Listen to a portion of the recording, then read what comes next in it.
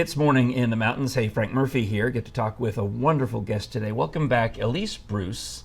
Thanks for having me on the show, Frank. We are delighted that you're here. Author of the Missy Barrett books, which are wonderful children's books that the whole family can enjoy. Absolutely. And you, in the run-up to the holiday season, did a wonderful thing. And then recently it all came to fruition. It all paid off with an event, or a campaign rather, that you called Night Before Christmas. Yes. And through the character of Missy Barrett, you were able to help children in our area. How so? Well, not just me, but a lot of businesses and attractions in the area, as well as some larger supporters from outside of the area. And this is why it was actually called Missy Barrett and Friends Night Before Christmas Project 2019. Yeah.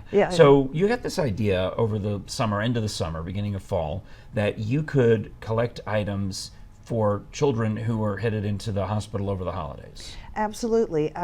From personal experience, because I have a son who's autistic and also has myasthenia gravis, that we could collect items for children who are sick or injured on Christmas Eve, Christmas Day, or Boxing Day, who find themselves in the emergency room at LeCompte Medical Center. Yeah. And when a child gets sick, they oftentimes, especially over the holidays, feel that they have ruined the holiday, wrecked the holiday. And parents who have not got a lot of experience of taking kids into the emergency room don't know necessarily what to take or what they should have brought until they're in the emergency room and they're looking for bottled water and they're looking for a box of Kleenex and things like that. Or even something as comfortable as a pillow. A little pillow, yes, because while you're waiting to be seen, you're not in a bed and you don't have a pillow, right? Yeah. So you got this idea and then contacted so many different businesses who each donated, whether it be tickets. You said my friends at Sweet Fanny Adams, for example. Yes, they helped did. Donate. So if I'm mom or dad and I show up at the hospital during the Christmas days, Right. First, second, third day of Christmas, as we're talking about. What happens? What would I receive thanks to the Missy Barrett Night Before Christmas campaign? Well, thanks to all our friends, they actually will get 2 small totes, one plastic one and one that's out of fabric. And inside both those totes are items that they need and items that they would like to have. All right. So it's things like the Chamber of Commerce, Sevierville Chamber of Commerce, had leftover T-shirts for children from Blue and Barbecue. And they donated those. I sewed them shut and turned them into pillowcases. See? And those are stamped with the actual year on them, so once the event is over, the T-shirt is obsolete. Absolutely. But you made it non-obsolete. You I believe repurposed it. Missy believes in recycling, and so I have to pretty much go along with the character. Envoy Airlines said, "Oh, let us help.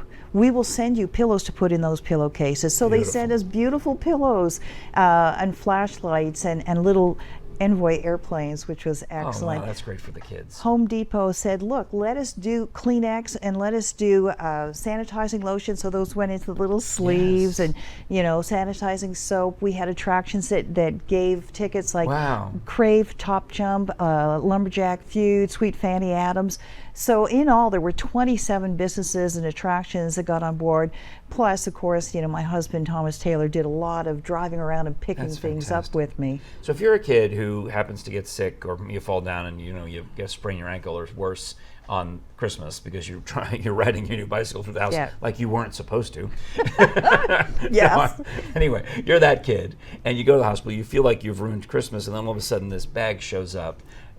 Mom and Dad's tensions go down. Yes. There's gifts for the whole family in these bags with the tickets to the shows, and there's the essentials that you need to make yourself and your family more comfortable during that awkward waiting period and ER period and so on. In fact, there's so much in those bags that, let's say mom has to bring not only the injured or sick child, but a couple of siblings because there's no one to leave the kids with. So there's extra crayons or whatever. There's crayons, there's coloring books, there's puzzles from Puzzled at the Island of Puzzled Ober-Gatlinburg. There's puzzles from Family Crest that we got for the kids, like all kinds of things, frisbees. Outstanding. So this was the first year you did Missy Barrett's Night Before Christmas. It is not the last. That's where I'm headed with this. What's the plan for next year? How do we help out for 2020? We already have people that have said, you know what, we want to be part of this next year. We have ideas what we want to add to next year's bag.